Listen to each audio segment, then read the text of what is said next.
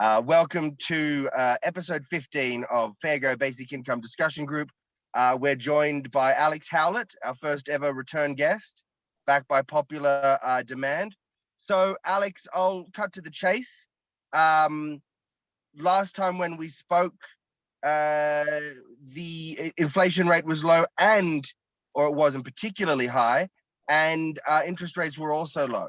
And I know that with your way of looking at things, that means you've got a lot of space in terms of potential spending in the economy, which basic income could fill that gap and increase the economy's output. That doesn't seem to be the case anymore. Does this set back advocates of a basic income? Does it make advocating for a basic income less tenable? How does a basic income fit into the current economic situation? You feel free to focus on the United States if you prefer. Well, that certainly makes it easier. I'm happy to talk about anything, but I'm more an expert on some things than other things.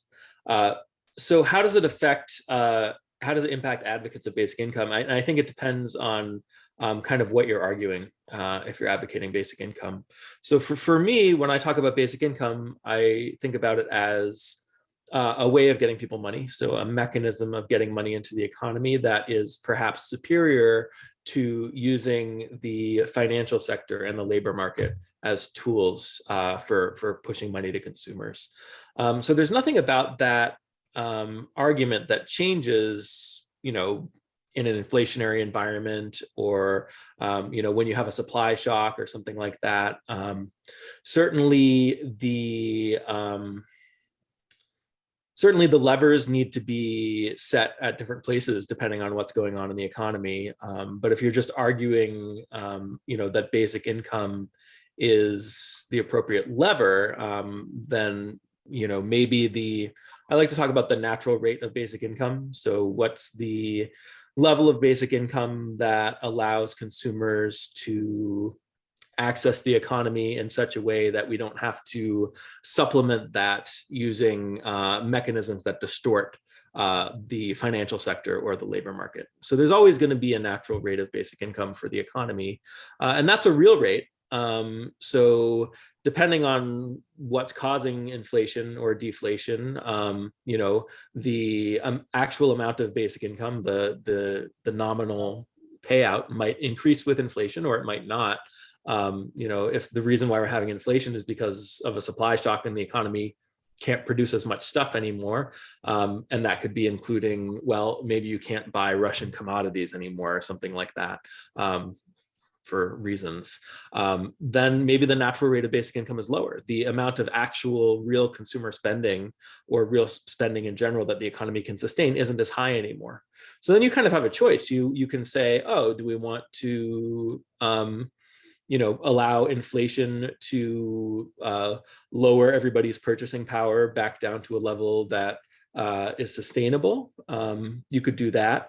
Or you could manually, if you want to prevent the inflation, you could use some other mechanism to lower people's purchasing power down to match. It always has to go down to match whatever the actual stuff you can buy is available. So, that's an interesting question. If we're in a world with a basic income and you're in a situation where you're hit with a supply shock, you have a choice. You have a choice between lowering the basic income or perhaps keeping the basic income at the same level and allowing inflation to drive down the purchasing power until you're at a new higher price level, right?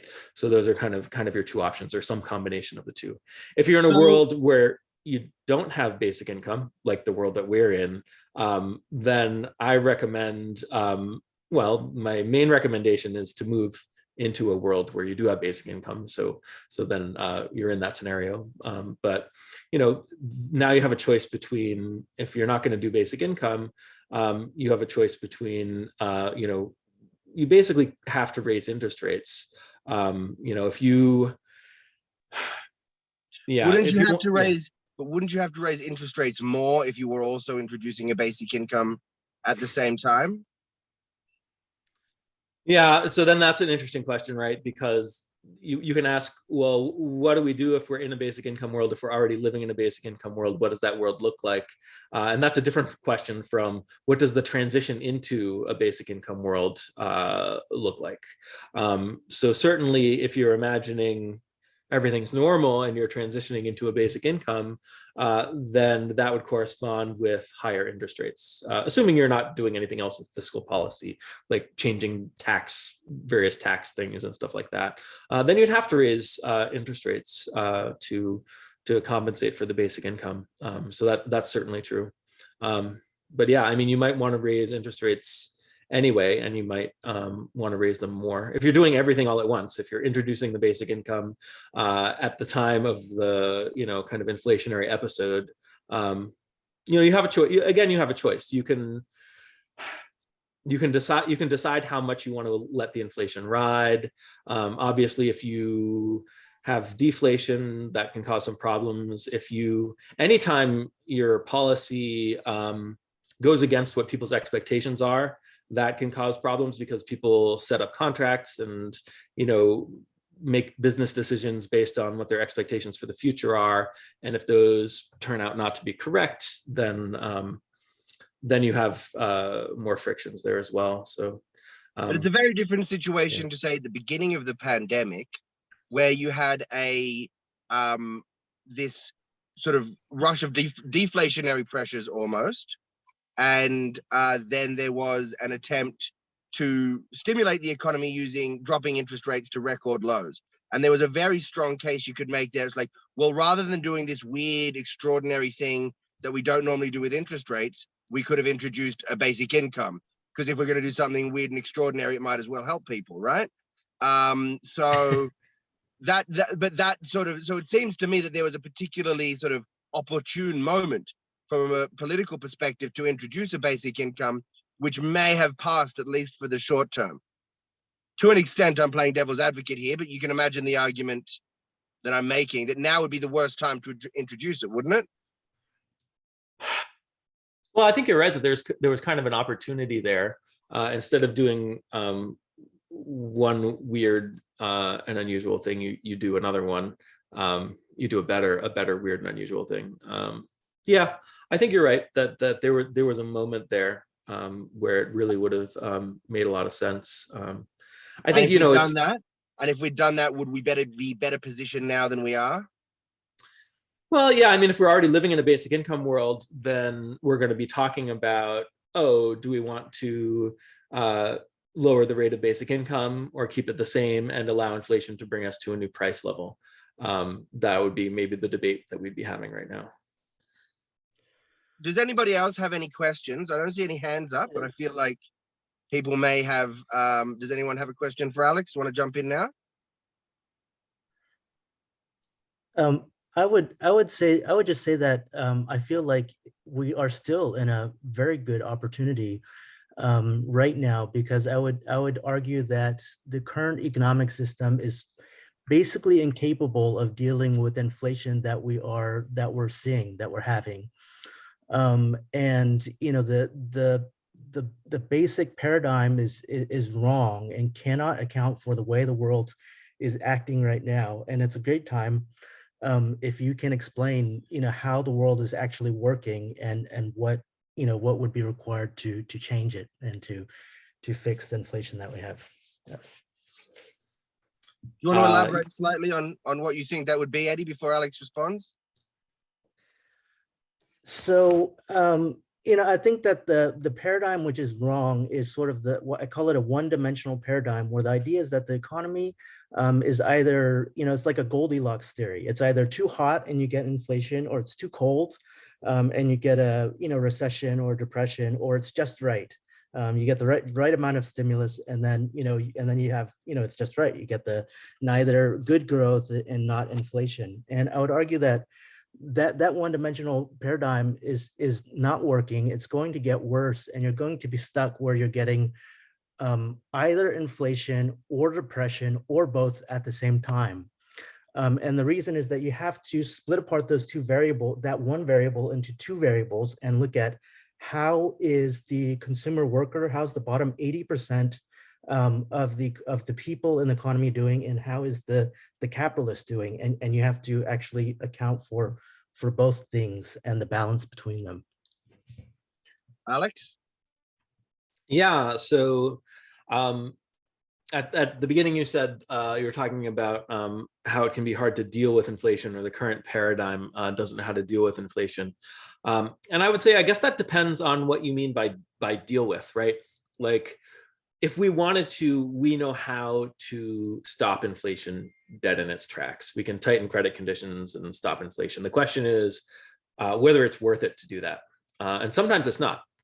Sometimes it can even be the case that at any given moment, you don't want to stop inflation because it would be too painful, but you might get to a point where you realize that you have to do it at some point in the long run, and it's less painful to do it now than it is to do it later. You know, there's some tough kind of trade-offs to make, but we know how to, like, if all we care about is price level stability, we know how to stop inflation, we know how to generate deflation or inflation, but we don't necessarily know how to do these things without wreaking havoc on the economy and the financial sector and all of that. So the price level is important. Having a reasonably stable price level is important just for the integrity of the monetary standard, if not anything else. But then there's also, you know, these expectations that are baked into people's contracts, baked into negotiated interest rates and wages, and, you know, all kinds of things like that. So we need to kind of factor all these things in. If you, yeah, go ahead. I think that it is a false assumption that there must be pain, and it's a false trade-off that, you know, that is an assumption that if you just raise interest rates high enough, it may be very painful, like the economy will go down, but you will be able to fix the inflation. And the most important false assumption there is that you cannot do it better and have an economy that runs well and is also stable in prices. I would argue that you know, we have self-inflicted wounds, you know, because of the imbalance in the economy that we've created, and that, you know, it doesn't have to be that way. It could be much better. It could be a better economy, more growth, and lower inflation with basic income. To continue with the theme of self-harm, Alex, did you particularly want to respond to that? Because I think it's a great segue to something I wanted to raise. Well, yeah, I mean, I just want to say that if the way we get people their money is broken, then it breaks a lot of other things, and it makes it harder to manage a situation like the one we're in now without some kind of pain, whether it's self-inflicted or otherwise. But it's also true that even in a basic income world, if you have a supply shock, if you have, for some reason, there just aren't as many real resources available to the people, that's painful. And you have to deal with that in some way. And there are smoother and less smooth ways to respond to that situation, but it is going to be painful.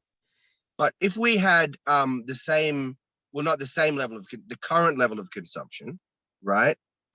Which is, you know, the current level of supply, let's say it's down 5 or 10% or whatever it is. If we could take that 5 or 10% out of the consumption of those who are doing okay, right?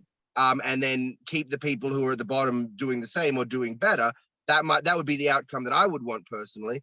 And my feeling is that if you raised rates and introduced a basic income at the same time, as I've said, you may even have the same level of inflation, but the pain would be with the pain, the economic impact would be dealt to those people who are most well positioned to deal with it, right?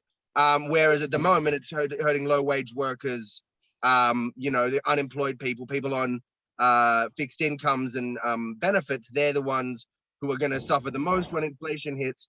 So I mean, continuing with that theme of self-harm, I used in a recent blog I was a little bit early. I was a little bit early about when it was all going to blow up. I was about 2 months or 3 months early, but more or less sort of described this situation. And the way I put it is, it's like a drug addict, right? The longer you go using a drug, the less leeway you have. So the withdrawals get worse and the side effects get worse. And inevitably you end up having some kind of crisis. And I would say that, so we've had all of these deflationary pressures, right? We've had wage stagnation, we've had government austerity, we've had globalization, which has led to sort of, has deflationary effects as well. Technology, blah, blah, blah. And we've been countering all of those with interest rates, right? So we've pushed interest rates to their most inflationary setting. It's the only really big macroeconomic lever we've got that moves fast enough, right? And now that there's inflationary pressures, that strategy is collapsing because you can't move it the other way without, that expectation of low interest rates and low inflation and the expectation of low interest rates is so baked in to so many people's economic strategies, like home ownership, for example, right? In Australia, one of the reasons people are saying we can't raise rates because, house prices will crash and all these people will end up underwater, owing more on their mortgages than their house is worth. And there's a part of me that sort of says, well, if that's what's going to happen, that's what's going to happen. And we could help some of them out with their payments by increasing the basic income. Is it in fact, but the way I put it, it's like a withdrawal. We have to go through that difficult transition and get off the drug of cheap credit and onto a more stable, and sustainable paradigm. So can I chip in here? Please. Yeah, I generally agree with you, Austin, that there is an opportunity to increase interest rates as you put the UBI in, but I think we need to look at the actual impact on the supply side and separate out what it is we're trying to do when we're changing interest rates. We don't want to just drop demand and supply, including credit for supply, uniformly. We want to be able to say, we want to increase lending to people who are going to increase the supply of the basics. And then we want to be able to move resources from non-basic supply to basic supply. So that means we need to have a differential interest rate policy, which increases the cost of supply for non-essentials while holding or reducing the cost of supply for essentials. And that will say in the building construction game, that means moving electricians and chippies and others from supplying high-priced houses into supplying basic houses. And so I think we need to be a little bit more sophisticated, not just in the UBI, but in the way in which we manage the money supply through bank lending and other lending. Alex? Yeah, I mean, I think that's a really good point. If you look at France in the 20th century, they did a lot of this. Their central bank did a lot of this kind of credit policy where they were deciding, who would get credit and who wouldn't based on, how valuable to society the business was and that kind of thing. So that's certainly something you can do. You can have central banks that really do kind of targeted credit policy. You can also do this kind of stuff on the fiscal side. You can tax luxury goods, to reduce the amount of resources that go towards that. You can subsidize, more necessary goods and services. So there's a lot of different ways to do this. If you're just using one interest rate lever, that's a pretty blunt tool. It's a blunt tool in every direction, right? Just lowering interest rates is a blunt tool if you're doing it across the board, as is raising interest rates. So you still do have to kind of find what level you want that at, and zero probably isn't the best level. But yeah, I mean, you're exactly right. I agree, Michael. I think that's a good point. How do you make resources as available as possible to the people who really need it for the stuff they really need? And I think you can leave that basically to the lenders. If you establish the policy that says we want resources to be directed to increasing the supply of these basics, and you put out a range of basics, and then you say to the banks and the other lenders, well, when somebody approaches you, you have to make the decision. Is this exempt from the interest rate levy or the extra charge or not? And so you don't have to have a central bank making all of the nitty-gritty decisions about allocation, but you need the policy. We'll go now to Eddie again, and then after Eddie is Stephen. In response to the discussion about supply, I think that it's very interesting, a lot of things that are going on right now. And if you look at, for example, recently with oil, I saw an article that says there's an enormous amount of licenses that have been approved for building more oil capacity in the US, and the companies are not building them. And the government's sort of like scratching their head, like they've never had to tell the companies, go build the capacity, but that's sort of the situation that they're in. During COVID, one of the bottlenecks apparently was sort of the supply of truck drivers, which is very interesting because truck driving is, for the last 5 or 10 years, it's sort of been on the AI chopping block where, people are, foreseeing that eventually that job is going to go away. And to me, it feels a little bit like, as a result, there is sort of a, people who are considering being truck drivers, a certain amount of them, especially if they're young, are going to avoid that career because they don't want to be working in it for 5 years. Then AI comes in and their career is gone. And also, like sort of with housing in the lumber industry, if you listen, Joe Weisenthal had a podcast on this, and the lumber industry, they were saying that, back in 2007, they built a lot of capacity, the bubble popped, and then they got sort of screwed for the next few years. And so this time around, they're looking around and they're saying, this is very uncertain. I could easily bring on, more supply online, but that would be a big investment, and I'm not willing to do it because, I could get screwed. And it makes more sense for me to, if the prices go up, wonderful. I'll just sell what I have for a higher price.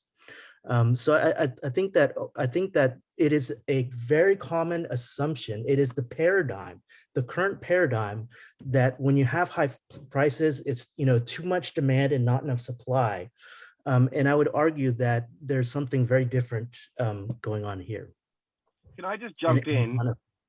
I'm going to jump in there and say, I would also say centralizing all of the world's manufacturing in one country was asking for trouble, right? When that one country has an extreme crisis or an extreme response to a crisis, or is just affected by the global supply chains all leaving China, right? When everything comes back online, there's more bottlenecks, there's more issues. If we were still making, we saw it in Australia during the pandemic, a rush to start manufacturing things here again. For example, face masks and surgical alcohol. But I'll let Alex respond to me and Eddie, and then we'll go to Stephen. Yeah, it's an interesting problem. If people are ever in a situation where they're expecting not to be able to sell their product, so they don't activate that capacity or they don't build that capacity. I think that's one of the advantages of basic income. If you're living in a basic income world, you know that, okay, if something crazy happens in the economy, at least people are gonna, well, not necessarily. So maybe to a greater, you're not going to have a situation where in general, people aren't going to have enough money to buy the goods, right?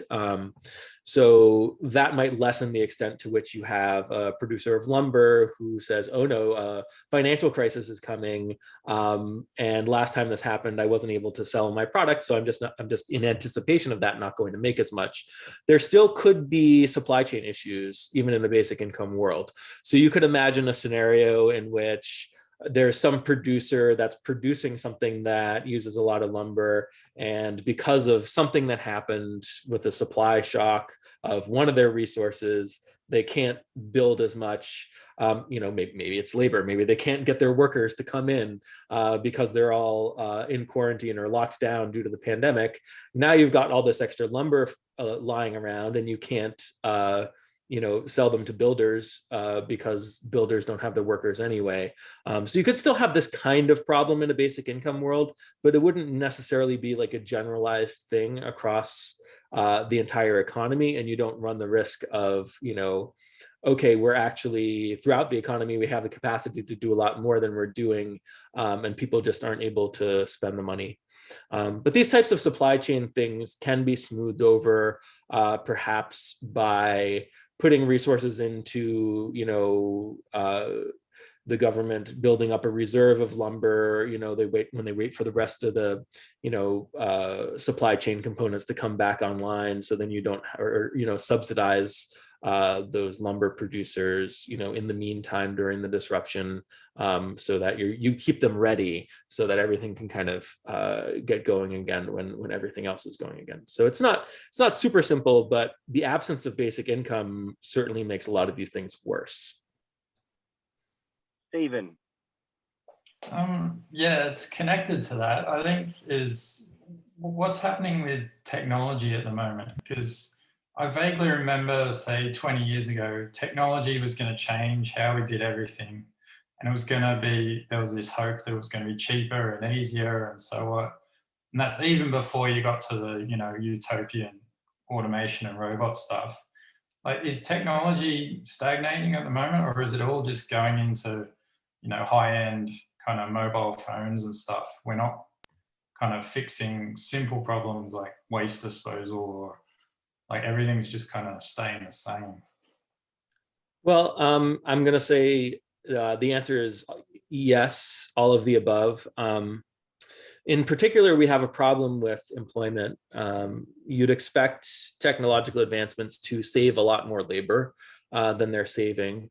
And I like to say that that's because the level of employment in the economy has very little to do with how much labor we need, and everything to do with how employed we want people to be, right? So we use economic policy to stimulate job growth and create jobs indirectly, right?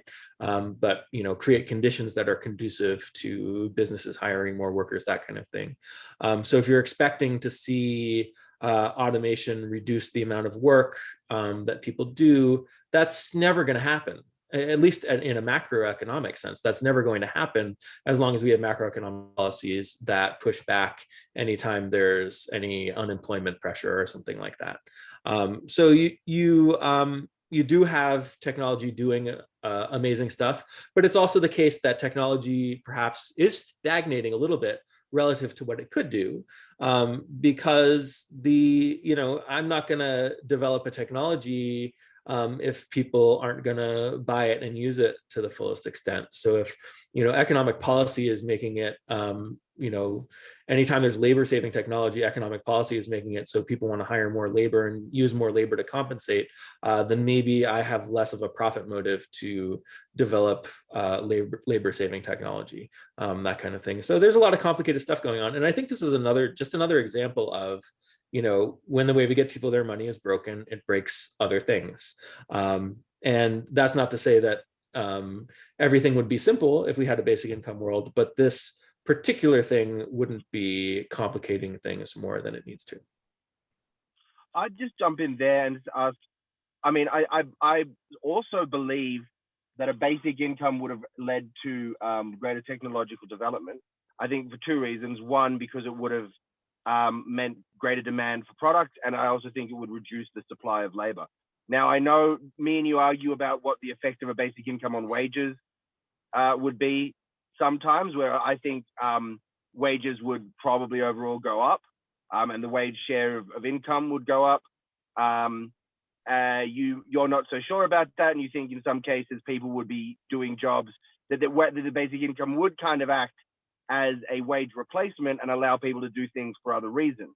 But I think we both agree that, say, working in a fast food restaurant or a Amazon warehouse, you'd probably have to pay people more to do that.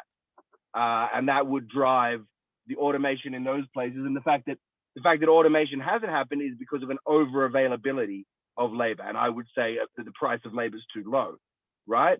And globalization adds to that as well, because you displace labor to wherever markets are cheaper. I'm sorry, we've got a guest star in the background there.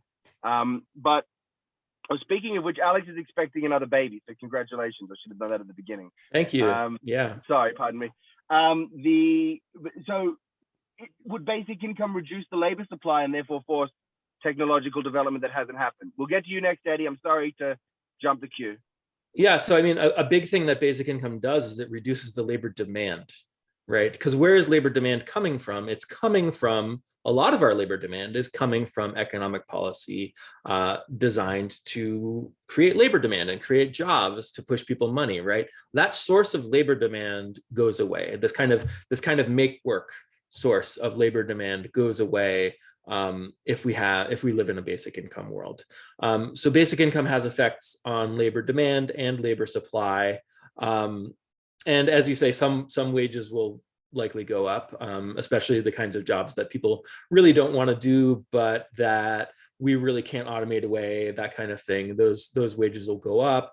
And a lot of wages will go down, especially in the kind of work that's really desirable that people want to do, and especially in work where we don't necessarily need the labor, and it's not that expensive to substitute automation or other technology or resources for labor. So it's the labor market landscape and the job landscape is going to look very different in a basic income world. And it's hard to predict exactly what that's going to look like. I like to say, implement the basic income, get it to whatever the natural rate of basic income is for your economy, wait a little while, let everything settle down and take a look around and see what the jobs are. What are people doing and how much are they being paid? And then those are the jobs we needed, right? Assuming there's no massive shortages, because we might get into a basic income scenario and everything, we look around a year later and no one can get a package delivered because no one wants to drive a truck for wages that make those things desirable. Is that a potential outcome? Well, then you didn't set the basic income at its natural rate. You probably overshot or something. And then what's going to happen is you have these disruptions, right? So people can't get packages delivered. So that's going to, people will pay more and more and more until that work starts getting done again. You're going to have some inflation until the inflation brings the basic income back down to its natural level. And then your packages are going to be delivered again. I'm very sorry, Eddie. I'm coming to you in a sec. I'm just going to abuse my privilege as host and say, but that comes to another area where we talk about inflation, where we always talk about the government action to reduce demand in terms of raising interest rates. We could also talk about government action to increase supply. Obvious one, get the army guys to drive people from the army to drive trucks, right?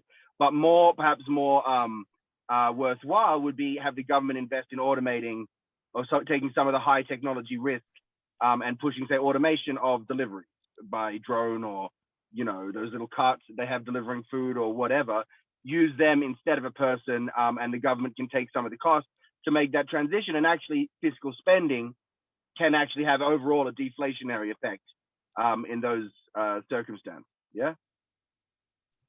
All right, Eddie.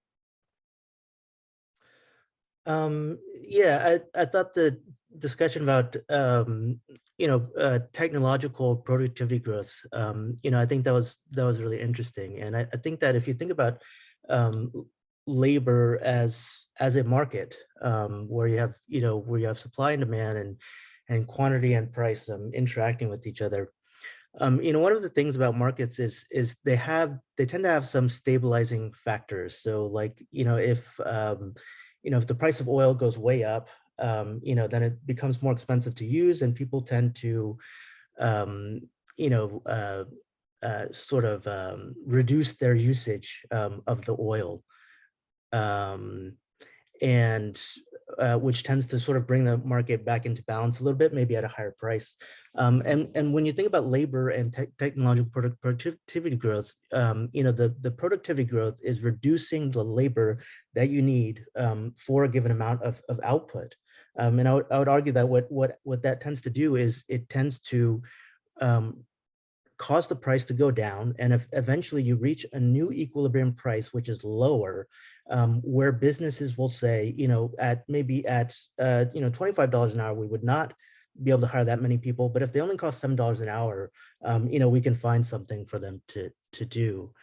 And there's a question I had for Alex, which is that, Alex talked about basic income bringing the demand of labor down. But Alex, when you talked about it, like it sounded like what you were saying is that when you put in the basic income, then you also reduce the make work policies, and that is what brings the labor demand down. So I would ask that if you assumed, going from the world we have here, and we're not sure what the other economic policies are going to do, but we just simply increase, the basic income by a certain amount, would you see that as, in the absence of any other adjustments, would that increase the labor demand, the demand for labor?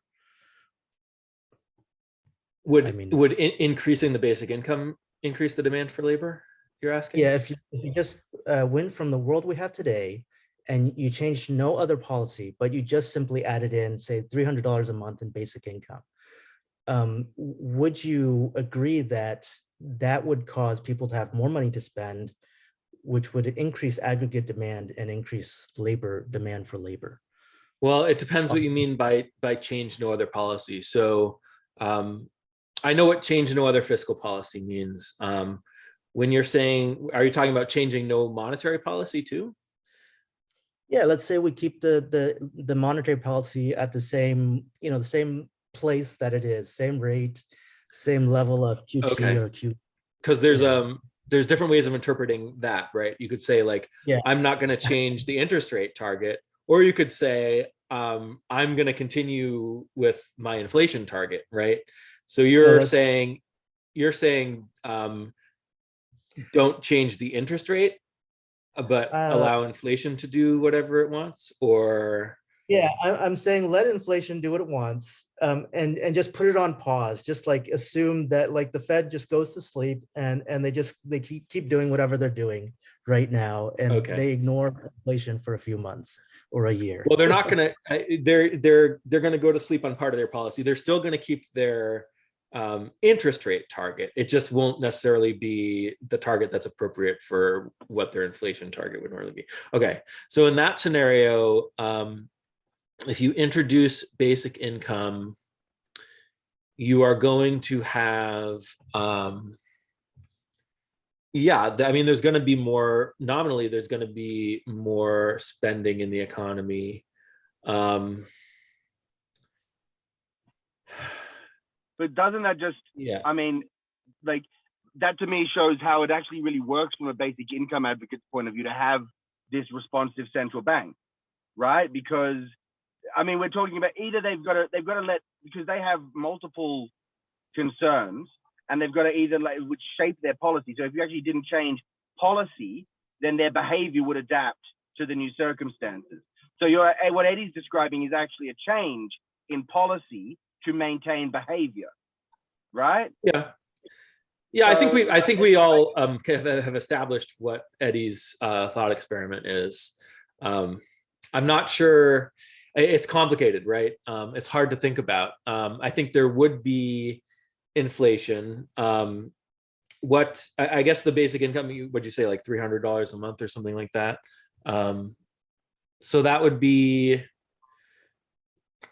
usually when I talk about the natural rate of basic income, I'm assuming that the central bank is going to tighten in such a way that the inflation target is still going to be hit.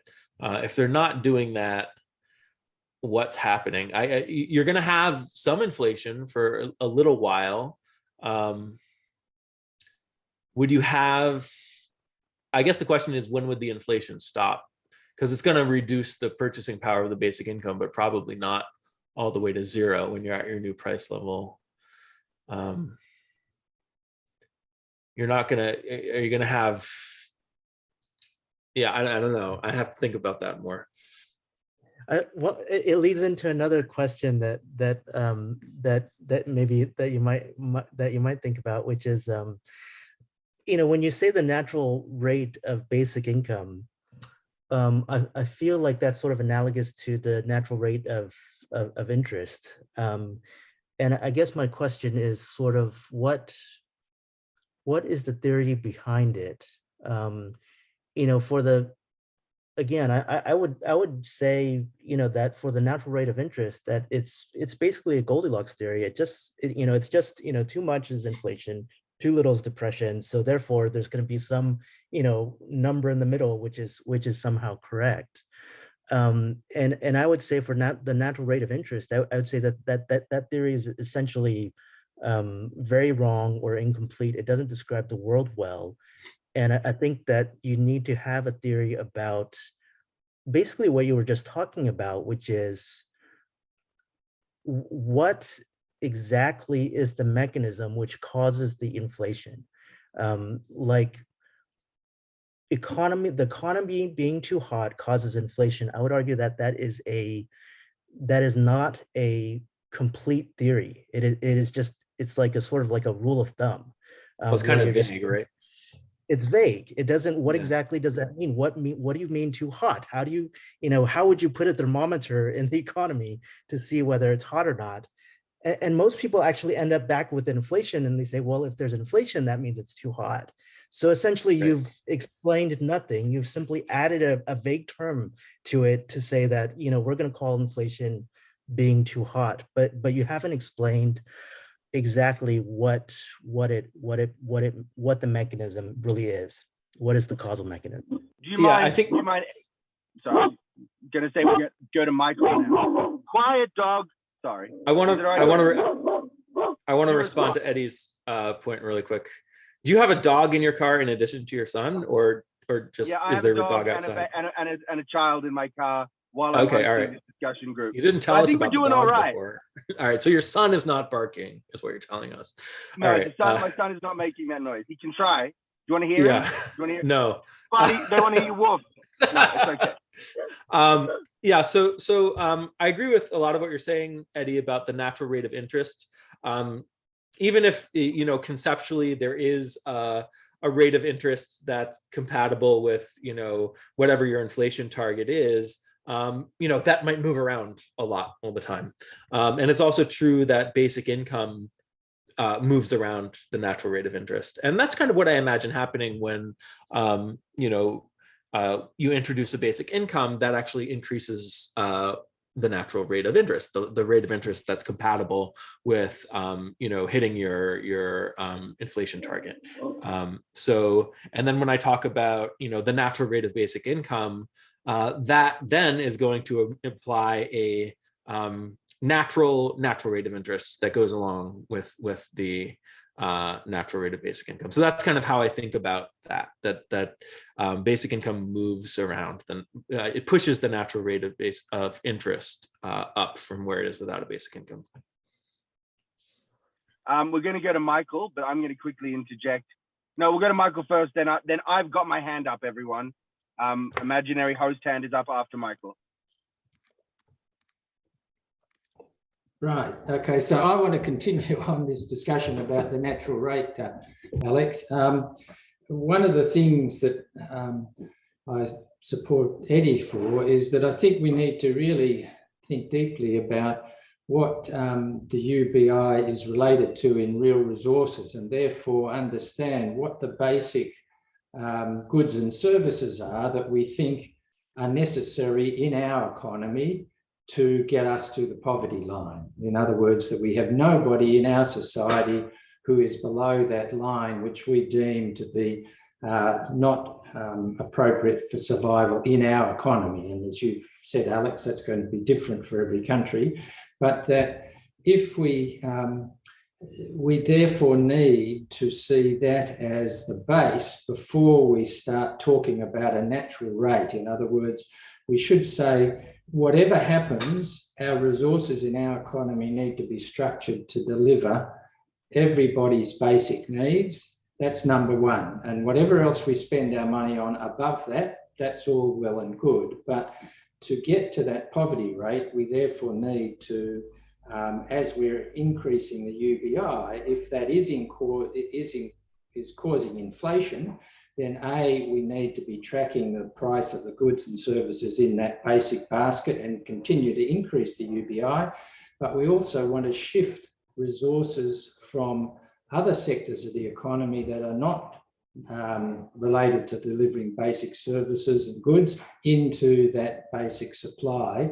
And as that we talked about before, we can do by increasing the cost of borrowings for those other types of goods and services. And so I think we do have to be a bit more specific about how we get to this base. And then I think what you said, Alex, is true. There will be a natural rate, but in my thinking, that natural rate is more related to the labour market itself, so that we can then say, well, look, given a certain UBI, everybody will have a different propensity to take on additional work, depending on the work, what other income they have, what their responsibilities are, their needs are.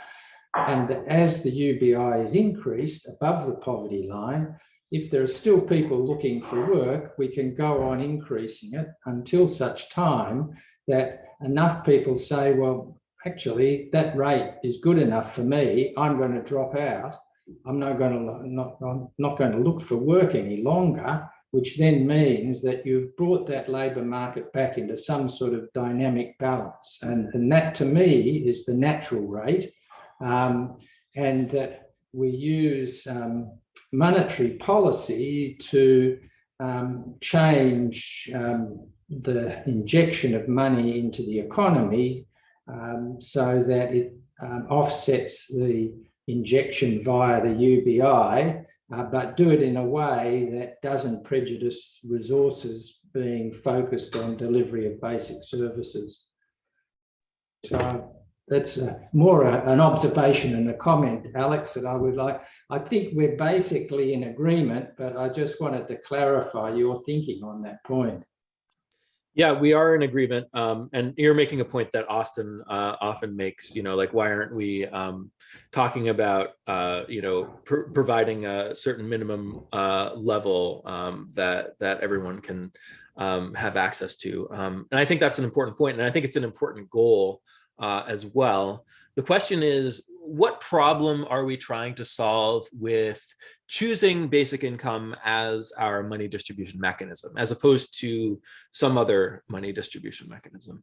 And for me, first and foremost, this is a question of, well, what's the most efficient way to distribute money to consumers? And that's maybe a separate question. The question of whether we have basic income is maybe a separate question from what level will the basic income ultimately be. I view basic income as an alternative to an unstable expansion of private credit to, fuel demand and create jobs and push money to consumers that way. So that's why, I tend to think about, okay, instituting the basic income, calibrating it to its natural rate as kind of the first step. And then the next step is saying, well, hey, wouldn't people be better off if we could get this basic income even higher? Maybe the natural rate is below, what we deem acceptable for a subsistence level, in which case we'd want to push it above that level somehow. And we'd have to do that by using fiscal policy or some other mechanism to free up resources to actually push the natural rate of basic income higher. Or maybe it's already above our minimum subsistence level, but we know we can do better. So why don't we do that? Why don't we, free up some resources and allow people to be even better off than they are? So I kind of separate these questions in my mind. Like, what's the best, most efficient, most effective mechanism for distributing money to consumers versus, okay, well, how do we get that to the maximum? Where can we conserve resources or free up resources? This is also related, of course, to climate stuff. If you want to conserve resources, not so that you can have a higher basic income necessarily, but so that you can have, better sustainability, that kind of thing. This is all kind of in that vein.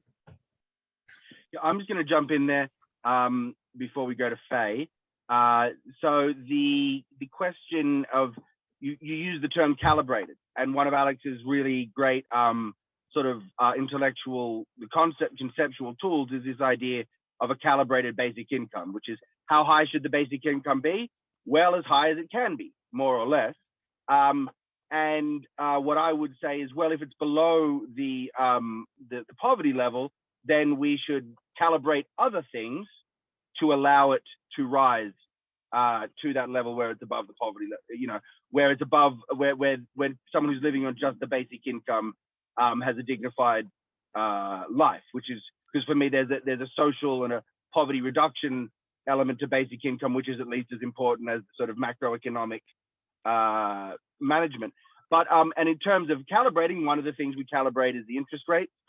So you know, people borrow less money and businesses expand less, and there's less of that going on to make space in the economy for people getting their basic needs taken care of.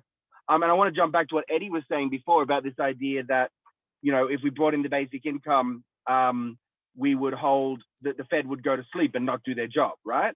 I would say actually the opposite would happen, right? So me and Eddie were talking to Derek Van Gorder a while ago on a chat like a year ago when inflation was super low. And we were talking about, well, what is the possibility of really bad inflation?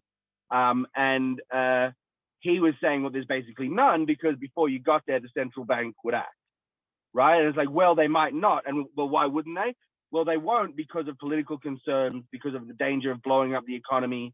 You're seeing here people were worrying whether our Reserve Bank would wait until after the election to raise rates, because it would be seen as political interference if they raised it. And now people are saying it would have been political interference if they didn't raise it, right?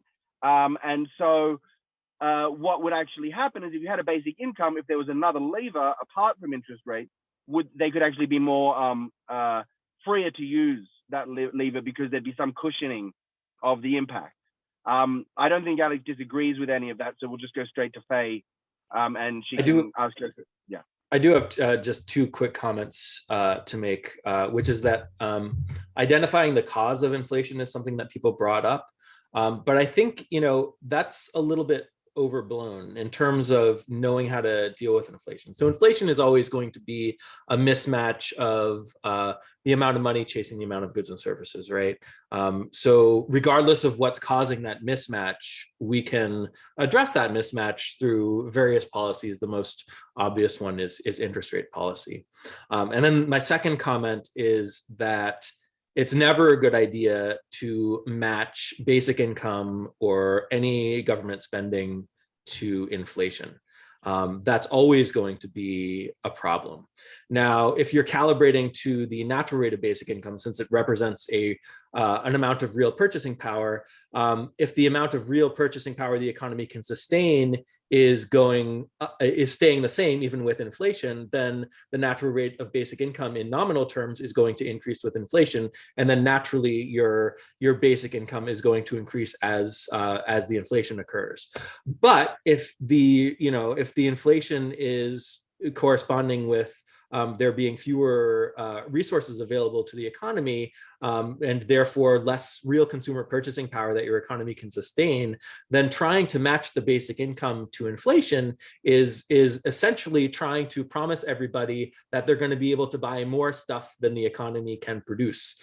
And every time you fail to do that, it's going to cause more inflation, and then you have to match that inflation, and you get into a hyperinflationary spiral. So it's pretty much never a good idea to match any of these kinds of policies to inflation. Otherwise, that will just fuel the inflation more. Instead, you want to match it to something real that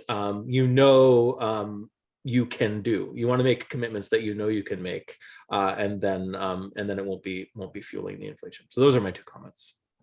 I noticed everybody raised their hands when I was talking. Yeah. Sorry, go ahead. Yeah.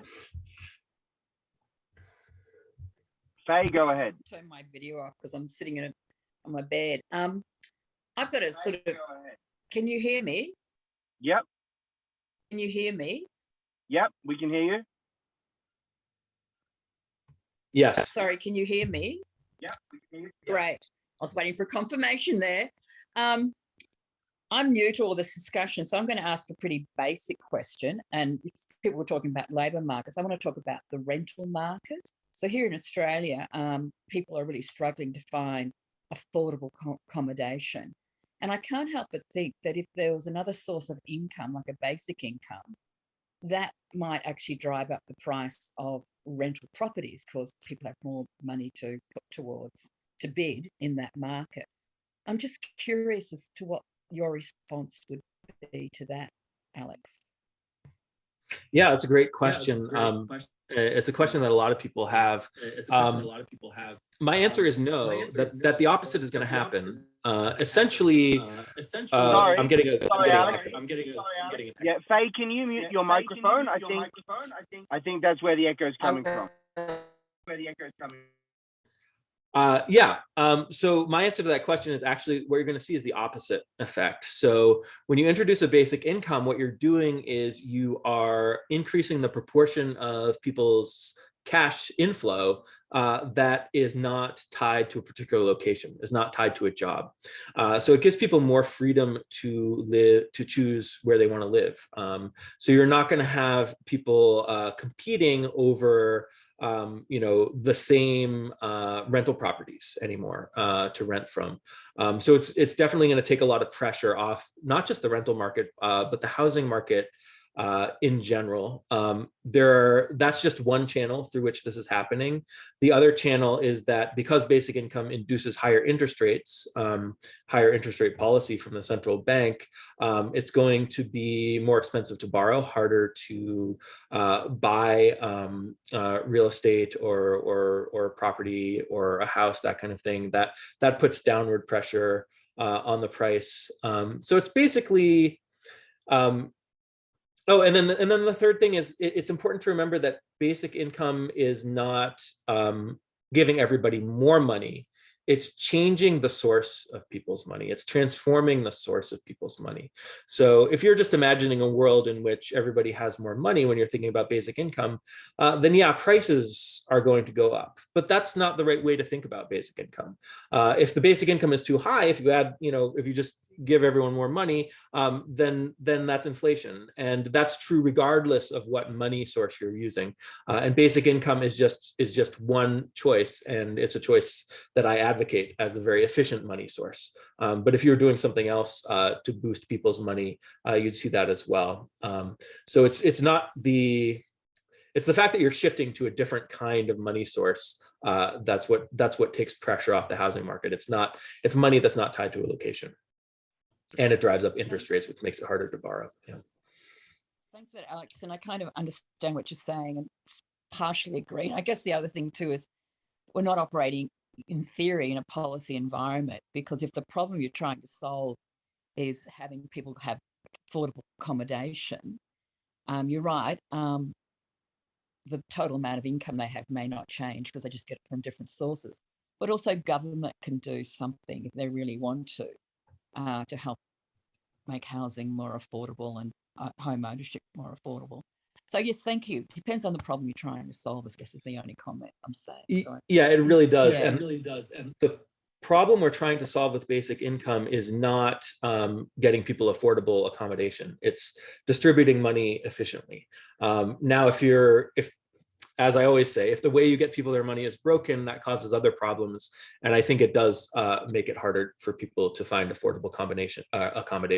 But it's not, basic income is not specifically targeted at solving that problem. Yeah, I'm going to say quickly about the Australian context. In Australia in particular, my theory is we need to raise interest rates and then compensate with a basic income to protect people from the consequences of that rate raise. And people go, oh no, but then house prices will crash. And I'm like, yeah, that's a feature, not a bug, right? Housing should be cheap. Expensive housing is a bad thing, like expensive food or expensive water is a bad thing. But we have governments in Australia that want the house prices to stay high because everybody who owns a house is convinced that they're a mini property mogul. And then they're missing the fact that when they sell their house, they're going to have to live somewhere. But anyhow, let's go to Emma. Okay, all right. So I thought I would just throw a little bit of a spanner in the works with regards to inflation. So we haven't had had a basic income ever been implemented at any sort of large scale.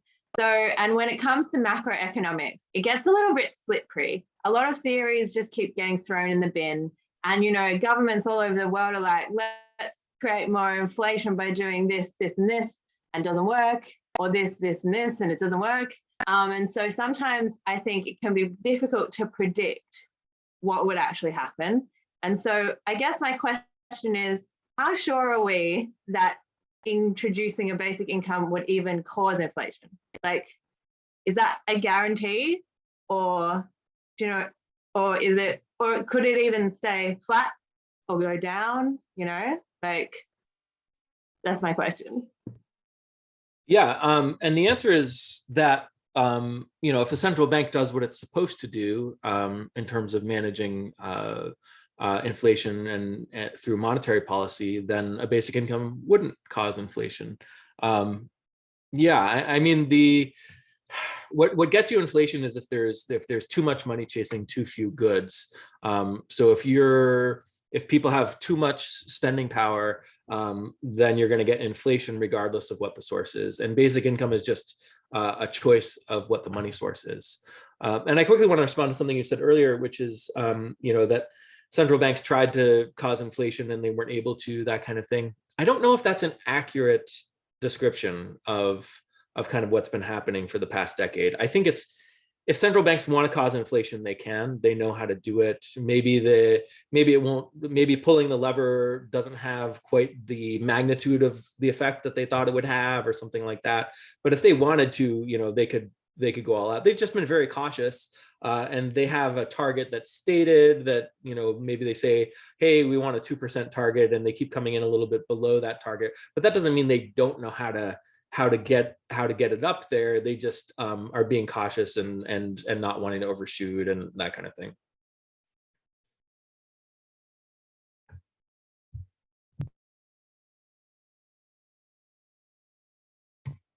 You're muted, Emma. Did you have something yet? Or are you talking? No, Austin was saying something, but he was on mute. I'm not really okay. like 100% sure. Oh, you go, Austin. I was just going to say that we can go to Michael, but if you've got more to add, I'd love to hear it.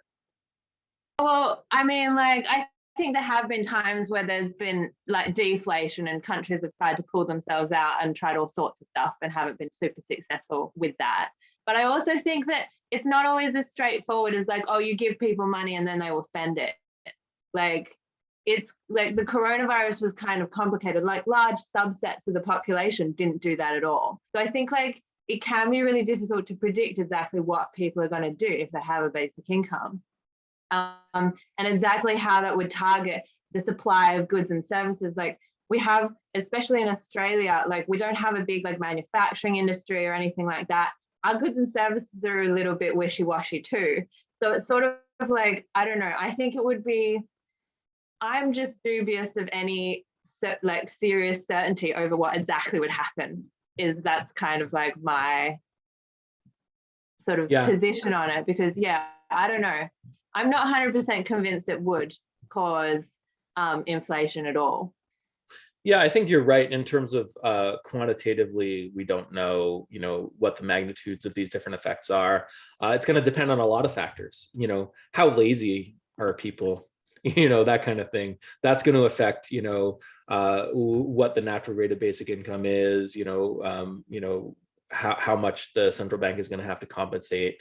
You know, there are just, and obviously we live in a global economy. There's imports and exports. You have exchange rates with different currencies. A lot of international trade is, you know, happening in the United States dollar, and you know, there's international funding markets with interest rates there. And just because, you know, the Reserve Bank of Australia has a certain monetary policy or interest rate target, doesn't mean that that's going to have that much of an effect on international funding markets. And everything's connected. Australia is, you know, as you said, it doesn't have huge manufacturing economy, and there's a lot of exporting of primary resources and stuff like that. So yeah, it's all of these things are difficult to figure out, and you can't do it just using theory. You have to go out there and try the things and see what happens. And that's partly why I advocate, kind of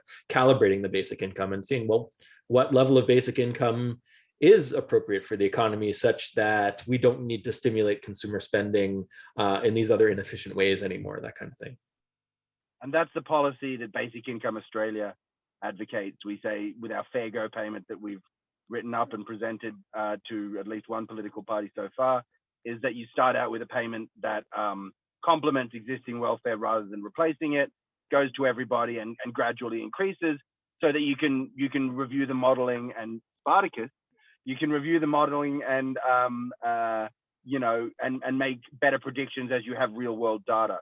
I also want to add that if people are interested in this line of thinking, I wrote a blog a while ago called The Deflationary Effect of a Basic Income, which Emma may enjoy if she hasn't seen it, and other people who are interested in this idea. And it basically comes down to the idea that, having a job is expensive. And if some people say, well, I'm going to leave my job and live on the basic income, they retire earlier, they become students, they travel, or something like that, which they wouldn't have done, their spending and their resource consumption may drop because they're not commuting to work, for example, right? And we have an economy where we're not really trying to be efficient at the moment. Efficiency is not the goal of our economy. The goal of our economy is largely activity, right? And that which is a sort of what Alex is talking about in terms of, and Eddie have both used the term make work, right? Like, well, a lot of the economy is make work, and there's a blur where people are doing some, business services, right? How much are they adding to the economy in terms of they still require real world resources. They still require buildings and data cables and roads and cars to drive around, so that people can provide these very esoteric services, which may not be contributing much to real supply. And so there may be more room there for deflationary impacts of a basic income than seems obvious at first. Michael, let's go to you. I just want to quickly add that we can know that there exists some amount of basic income that is going to be inflationary. If we gave everybody $1 billion a day in basic income, that's very likely to be inflationary. That's going to cause inflation. What we don't know is exactly where the tipping point is, when the basic income is high enough that, okay, now it's too high and it's causing inflation, that kind of thing. So the question is really, where does it calibrate to? And we don't know the answer to that. We can only figure it out by feeling it out and feeling out the economy. Michael. Yeah, and I guess that's the point that Alex just made and you were making before, is the reason why we've looked at in Basic Income Australia, phasing it in, starting small and gradually increasing it, because that will tell us over time what the impacts are, and to the extent that it's apparent the increase is driving inflation, then there are mechanisms through interest rate structuring, as well as things like a tax on spending, like a new increase in the GST. There's lots of ways you can then mitigate that. But my feeling is, Alex, that you were talking before about not shifting the UBI with inflation. My concern there is, if we are trying to achieve, and I guess you don't see the main aim of the UBI as getting to the poverty line, which is what I do see as a requirement for a UBI, is to get everybody to that survival level. But if that's the case, then we ought to be tracking the price of the goods and services in that survival basket and increase the UBI in line with the costs increasing in that basic, and then look at strategies to shift resources from other activity in the economy to supplying that basic services need. And that if we increase the UBI gradually over time, it gives the supply chain time to make that adjustment without causing inflation. So there are really the two strategies, I think, available to us to get us to that poverty line, ultimately without creating inflation by simply ensuring that the supply chain is given time to adapt. Yeah, I think that's a really good point. And as I said before, I do agree with the goal of ensuring that people have a minimum standard of living and even maximizing people's standard of living. I just see it as there are two separate problems. One problem is how do we distribute money efficiently? And then another problem is how do we ensure a minimum standard of living? And basic income is the answer to the first problem.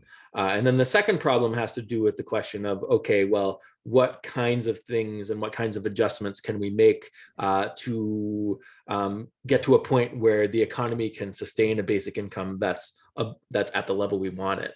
And for me, that's just the maximum possible or something like that. But maybe there are some trade-offs between, people's welfare now versus conserving resources for the benefit of the climate or the environment, or people's welfare now versus investment in the future. Like, how do we want to allocate the resources? Do we want to allocate them now? Do we want to allocate them now towards building capacity to the future, or do we want to conserve them now? That kind of thing. And these are all very interesting questions. And yeah. But you would add, I would just quickly say, I think you would agree that not having a basic income makes answering all those other questions harder, because you've also got to keep this unwieldy beast of the financial market and the labor market doing this third thing that it's not really meant to be doing. Apart from supplying credit and getting work done, it's also distributing money in the economy, and that limits all kinds of policy choices. It makes governments fearful of technologies that would increase efficiency rather than welcoming of them, and that makes it harder to set other policies correctly. Would you agree with that, Alec? Yes. Great. Let's go to Stephen. There's actually Chris has been asking a question in the chat. He's kind of posted it a few times. I'm wondering if we should address that. So I just noticed those. I just noticed those chat questions. I was going to get someone to read all the questions in the chat after we do Stephen. Although someone else has put their hand up. Yeah. We'll get to the chat questions after Stephen. Okay. Yeah, just a quick one. If there's uncertainty in the world, like with the weather and geopolitical situations, won't there always be inflation? Like, you're not going to be able to kind of stop that. It's just a general. Yeah, I mean, if there's uncertainty, the question is, how do we want to respond to that uncertainty? And I think usually it's smoother for the markets if, in the event of a supply shock, you allow a little bit of inflation to happen.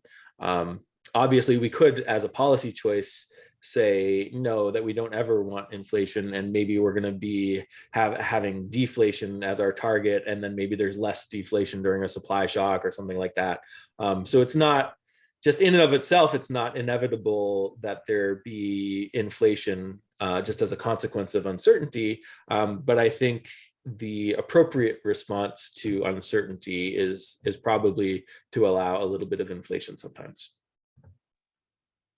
Emma, you're a helpful and competent person, and because of that, you're always going to get burdened with people asking you favors. Can you read the questions that are in the chat and have Alex respond to them, please? Yeah, sure. I'll just read them one at a time. Is that okay? So we'll start with the latest one. Is UBI on the radar of the financial elites, i.e. the World Economic Forum, as a way to stave off riots? Will it go hand in hand with the digital identity and social credit score? Yeah, so that's there are kind of a lot of questions there. Is it on the radar of the financial elites? So I think it's certainly on the radar of people at the World Economic Forum. Rutger Bregman is a basic income advocate, and he famously went there and complained about how none of the elites there were paying enough taxes, and he got in some hot water for that. But so they're aware of basic income. Are they aware of it? Are they aware of it as a way to stave off riots? I think people riot when something is wrong, when things are broken in society and politics and the economy. That tends to be conducive to riots and unrest. certainly, I don't think of basic income. That's not how I would frame it. I wouldn't say that basic income staves off riots. I would say that basic income ensures that something is working properly, and riots occur when things are not working properly. That's more how I would frame it. So if you make people better off and govern them more effectively so that their lives are better, then they have less to complain about, and you're going to have less unrest and fewer riots. So basic income is one of the things that I would say that governments need to do for their people as kind of basic infrastructure. Will it go hand in hand with digital identity and social credit score? I don't think. I mean, I think the digital identity stuff is kind of happening anyway. Most governments, even before digital identities, had ways of kind of identifying their citizens, and there's always fraud in any system, that kind of thing. That's okay. It's not the end of the world. You just need to keep fraud at low enough levels that it doesn't undermine what you're trying to do.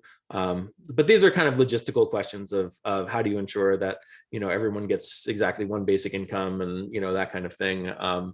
In terms of social credit score, well, the idea of basic income is that you get it no matter what, unconditionally, universally. So I don't know that it would interact much with the social credit score, because even if your social credit is really bad, you'd still get it. That's kind of the whole point of basic income, is that it doesn't depend on any of those things. But certainly yeah, go ahead. Wouldn't financial elites, say, let's put a name to it, Jeff Bezos, Elon Musk, wouldn't they stand to see a significant decrease in their net worth if you have because of the interest rate effect of a basic income? Because of the secondary effect of moving money out of the financial system, out of the stock market, right? You'd see Tesla stocks, cryptocurrencies, and like housing, to have some kind of correction.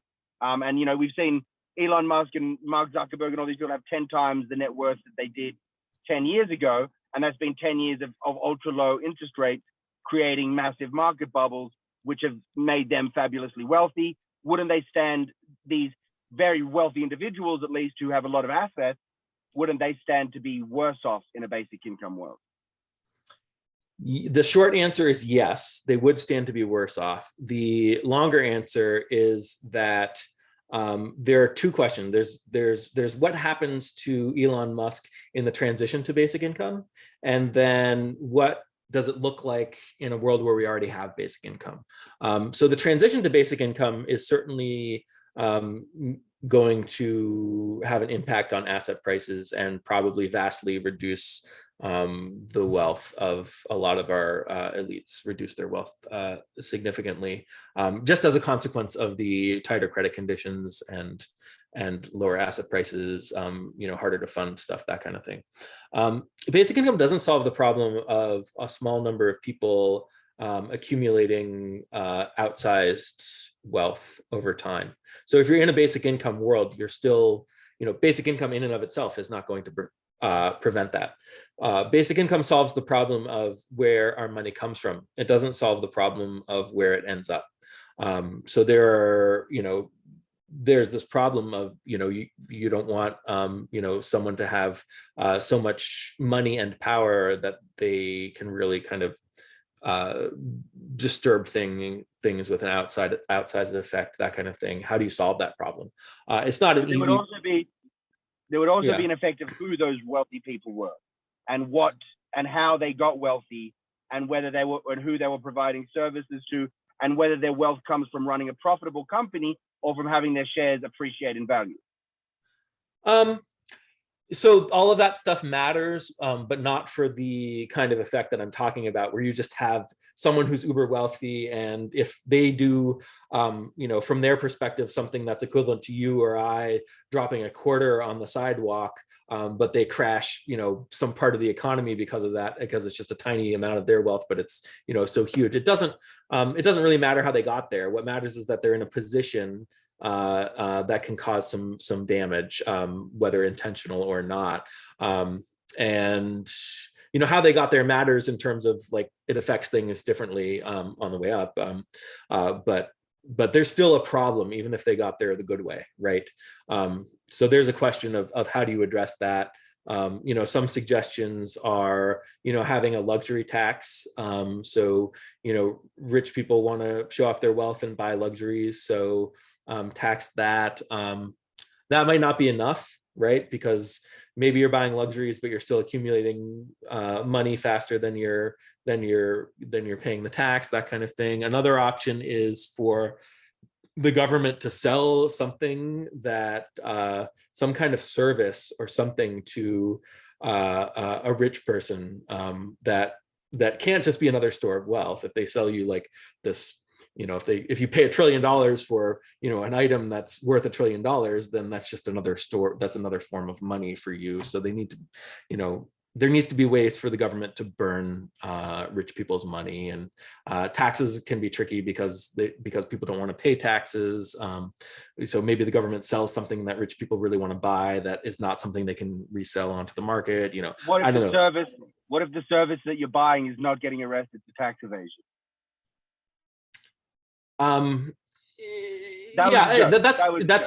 It's a valid way of framing it, right? Yeah, but there's other ways to not get arrested for tax evasion that just involve not getting caught or restructuring your assets or something. I don't know. So yeah. we're getting towards the end. Emma, Michael, and Eddie have their hands up. Michael and Eddie, we're not going to get to you, I'm afraid. Emma, we're going to go to you. I don't know if you have your own question or they're just more chat questions, but it's Emma, and then we're gonna wrap up. Well, there's loads of chat questions. That was the reason I had my hand up. So I don't know. I won't interject, sorry. I don't think I can do the chat justice. There's too many. I'm sorry, chat people. We may not be able to get to all of your questions. Alex is a reachable person, as are the other members of this this discussion. We will have to wrap up shortly. Everyone who hasn't yet, but who's really interested in this should check out Alex's recent paper, The Natural Rate of Basic Income. And perhaps, Alex, if you have some closing thoughts that you want to get in before we close for the day. Yeah, I mean, this is fun. There's a lot of stuff I don't know. You know, what's most interesting to me right now is kind of the international dimension. You know, we live in a global economy, and you know, sometimes it's hard for someone like me who lives in the United States to see that, because the United States dollar is the world reserve currency and the world funding currency. So, you know, for most purposes, we don't have to pay attention to exchange rates or anything like that. But it's certainly something that people elsewhere in the world do pay attention to, and I'd like to understand better. And yeah, it's always fun to talk about basic income, and you guys had great questions, and sorry we ran out of time. Feel free to reach out to me if you want to ask any of your questions. This is my email address. I'm sharing in the chat right there. And I suppose I should share a link to that paper that Austin just mentioned. It's in the event description. Oh, perfect. All right. It's in the Meetup and Facebook event description, so people should be able to find that link. I'm going to quickly follow up. We normally do these monthly, but I'm a little behind. I've missed a few months. And we have the Australian election coming up very shortly. So on the 18th, just a few days before the election, we're having an election special. We will have candidates from 3 parties, or 2 parties and an independent candidate, all of whom are supporting a basic income. So in Australia, at the next federal election, you will be able to vote for a basic income. Tune in to the next FEGO discussion group on May the 18th at 8 p.m. Sydney, Canberra, Melbourne time to hear more about the options of which basic income policy you can just choose to vote for. Thanks everyone for coming. Thanks, Alex. Always a pleasure. Thanks, Austin. And everybody.